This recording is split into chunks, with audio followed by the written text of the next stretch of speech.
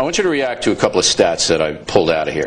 You're a big tax the rich guy, aren't you? Just you, Bill. I know. I think you're making too much money. You and Hillary both. You just want to take my money. And you can have it. I mean, I don't care if I live in a hut.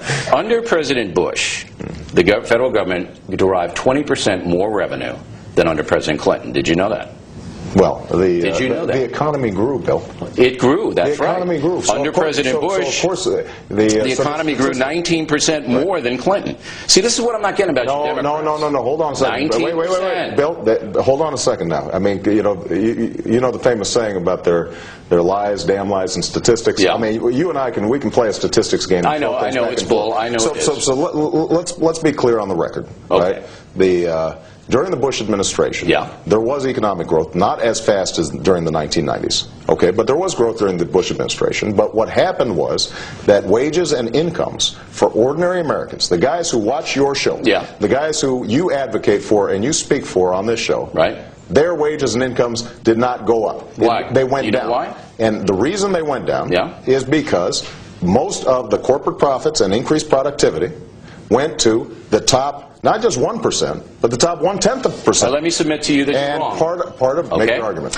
We have been studying this issue because we want to be fair and balanced and give all sides. Right. The reason that wages have been depressed, and they're not that much, it's about $400 or $500 for the Bush administration, real wages up, and about $2,000 under the Clinton administration, is because there are 10 million immigrants, new immigrants, in the workforce, most of whom are illegal aliens. Bill, those 10 million with their salaries have brought it down. But again, that's statistic technical. But let's get back to the tax the rich. So let me just finish making my point. The fact is, for people in your income bracket and mine, now we both come from humble beginnings, and we were talking before the show, of the fact that only in America could we have this success. Absolutely. And I am not somebody who begrudges that success. I want people with But you good want ideas. 50% of my success? No, I don't. Yeah, you do. No, I don't. That's your tax rate. That is not 50. true. I'm paying 50 if you get elected. What I have said is that I would take your marginal rate back to what it was under Bill Clinton. Yeah, right now, 39. 36, you go back to 39. Right. You can afford that. That's point number one. In exchange, I'm cutting taxes for 95% of Americans.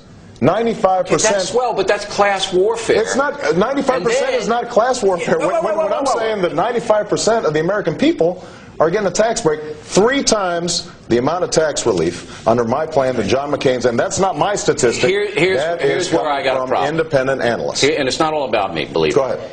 20% more revenue coming in under Bush than Clinton. All right, he cuts taxes, people invest more, he cuts the capital gains, the government gets 20% more than under Clinton. You want to raise it back up, it doesn't make sense. Secondly, the payroll tax, over $250, you're going to hike it to infinity. I am not. What's the cap? True. What's the cap? Whoa. What's the cap? All I've said is that after $250, right, then we could raise the cap, not out we to could infinity. Or we will. What I've said is that if we've got a set of options to stabilize Social Security, which I think is important, and I think you do too, because there are millions of seniors out there who depend on it, and we've got a couple of options. We could raise the retirement age, or number 2, we could cut benefits. Try living on Social Security right now. That's no fun if you're a senior. Number 3, we could just do nothing, in which case, in the out years, Social Security will be. Let me finish my point, Bill. In the out years, it's going to be essentially a reduction in benefits. We could raise the payroll tax on everybody. Don't do that. But there's no free lunch. So my only point is... No, there is a free lunch. What is the free lunch? The free lunch is that you're taking the wealthy in America and the big earners, okay? You're taking money away from them, and you're giving it to people who don't. That's called income redistribution. It's a socialist tenet. Bill, come on, you know that. You went to Harvard. Teddy Roosevelt supported a progressive income tax. Look. Not at the level you do. Bill, I don't like paying taxes. What, you think I like writing a check? What I believe is that there's certain things we've got to do. And we've got to help people who are having a tough time affording college so they can benefit like we benefited from this great country. People who are having a tough time, they don't have health care. People who are trying to figure out how they are going to pay the bills. And there are certain things we've got to do. Our infrastructure. You look at what happened in Beijing.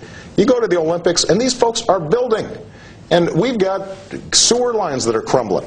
And at a certain point, we've got to pay for it. You're not across the boarding it. You're going, I'm taking from the rich, I'm Robin Hood Obama, and I'm giving to all I'm saying is... And then you want to raise corporate taxes.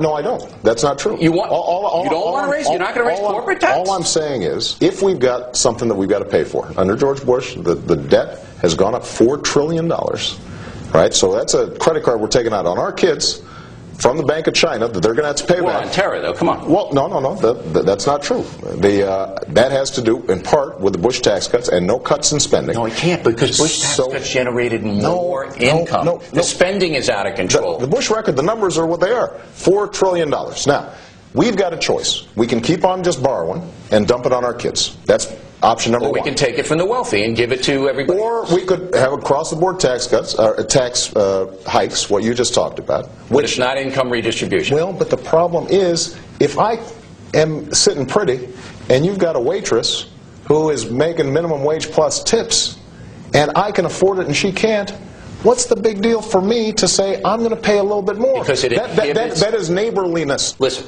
if you raise the cap gains tax, that's going to inhibit investment. I won't buy as many stocks, and many, many more people won't. If you do that, if we went up, it's going to come back to bite you, Senator. If we went up to a prohibitive rate, you're right. But look, 30% on it. That's Vegas, man. I'm not going with those odds. 15, I'll pay. Not 30. I didn't say we would go to 30. You said between 25 and 28. No, what we said is, let's say we go up to 20. I've talked. 20 is okay. Not 25. Okay. Well, you and I agree. All right.